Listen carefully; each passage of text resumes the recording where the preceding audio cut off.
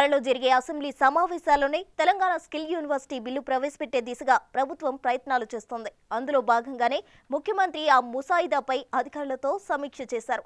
అటు త్వరలోనే విద్యా వ్యవసాయ కమిషన్లు ఏర్పాటు చేయాలని నిర్ణయం తీసుకున్నారు. మహంకాళి బోనాల ఉత్సవంలో పాల్గొనాలని అర్చకులు సీఎం రేవంత్ ను కలిసి ఆహ్వానించారు. గోపనపల్లిలో ఫ్లైఓవర్ను ప్రారంభించారు.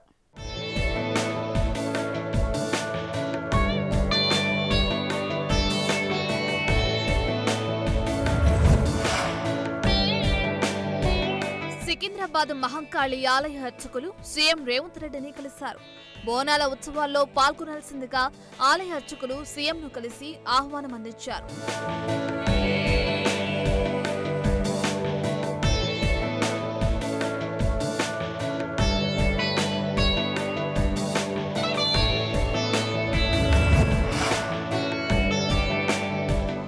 గ్రామీణ ప్రాంతాల్లో విద్యా వ్యవస్థను బలోపేతం చేయాలని ముఖ్యమంత్రి రేవంత్ రెడ్డి నిర్ణయించారు. అందుకనుగుణంగా ప్రభుత్వ పాఠశాల విధానంలో అవసరమైన మార్పులు చేయాలని సూచించారు. ముఖ్యంగా గ్రామాల్లో 3వ తరగతి వరకు అంగన్వాడీ కేంద్రాల్లోనే విద్యా బోధన జరిగేలా వాటిని ప్లే స్కూల్ తరహాలో తీర్చిదిద్దడానికి అవసరమైన ప్రతిపాదనలు రూపొందించాలని అధికారులను ఆదేశించారు.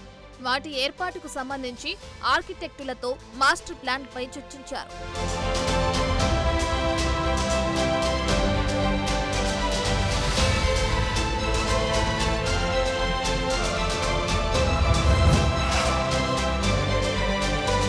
రాష్ట్రంలో ప్రతిష్టాత్మకంగా నెలకొల్పబోయే తెలంగాణ స్కిల్ యూనివర్సిటీకి సంబంధించిన బిల్లును త్వరలో జరగబోయే శాసనసభ సమావేశాల్లోనే ప్రవేశపెట్టాలని ప్రభుత్వం నిర్ణయించింది.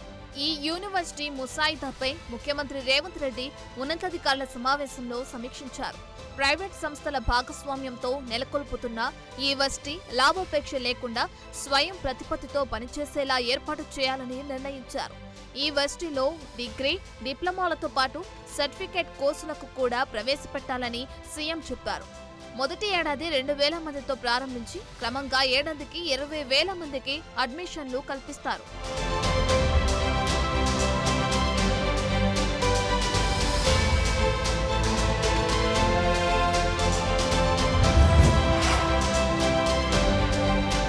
అంగన్వాడీ, ప్రాథమిక పాఠశాలలు మొదలు విశ్వవిద్యాలయాల వరకు నాణ్యమైన విద్యాబోధన, నైపుణ్య శిక్షణ, ఉపాధి కల్పనకు ప్రజాప్రభుత్వం కట్టుబడి ఉందని ముఖ్యమంత్రి రేవంత్ రెడ్డి స్పష్టం చేశారు. విద్యా, వ్యవసాయ రంగాలకు ప్రాధాన్యతమిస్తున్న ప్రభుత్వం గతంలో ప్రతిపాదించినట్లుగా త్వరలోనే విద్యా కమిషన్, వ్యవసాయ కమిషన్ను ఏర్పాటు చేస్తుందని చెప్పారు. ప్రభుత్వ సలహాదారు కె కేశవరావులతో కలిసి సచివాలయంలో విద్యావేత్తలు ప్రొఫెసర్లు హరగోపాల్, కోదండరాం, శాంతా సిన్హా, అల్దాస్ జానయ్య, పద్మజ షా, లక్ష్మీనారాయణ, రిటైర్డ్ ఐఏఎస్ అధికారి మురళితో సమావేశం నిర్వహించారు. ఈ సందర్భంగా విద్యారంగంలోని పలు సమస్యలు, అంశాలను వారు ప్రభుత్వం దృష్టికి తెచ్చారు.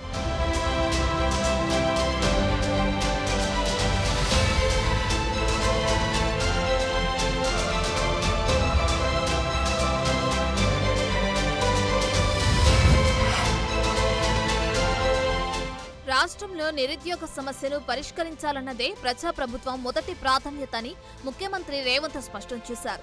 ఏ నిరుద్యోగ సమస్య అయితే తెలంగాణ ఆకాంక్షకు బలమైన కారణమైందో ఆ సమస్యను పరిష్కరించే దిశగా అసెంబ్లీ సమావేశాల్లో స్పష్టమైన జాబ్ క్యాలెండర్ను ప్రకటించబోతున్నామని చెప్పారు. తెలంగాణ నుంచి యూపీఎస్సీ 2024లో విజయం సాధించిన అభ్యర్థులతో సీఎం ఇంటరాక్ట్ అయ్యారు. ఈ సందర్భంగా వారికి జ్ఞాపికలు అందజేసి అభినందించారు.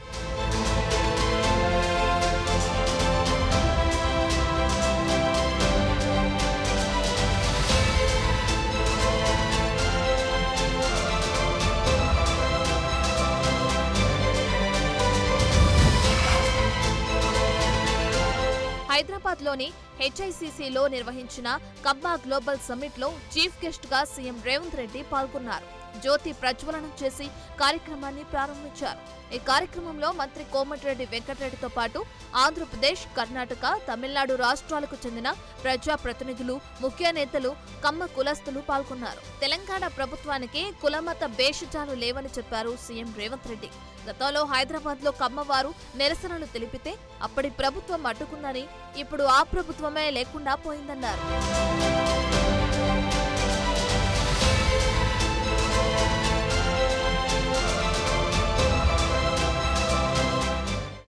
తెలంగాణ రాష్ట్రంలో కొంతమంది తమ నిరసన తెలపాలనుకున్నప్పుడు ప్రభుత్వాలు నిర్బంధించాలన్న ఆలోచన వాళ్ళ పతనానికి దారి తీసింది తప్ప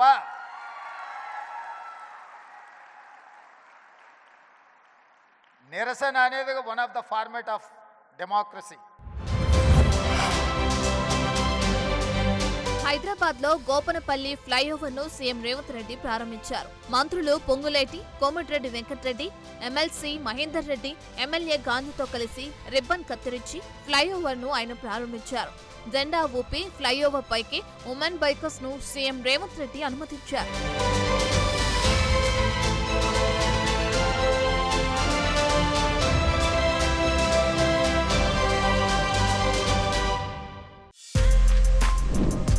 For more videos like this, subscribe Big TV channel.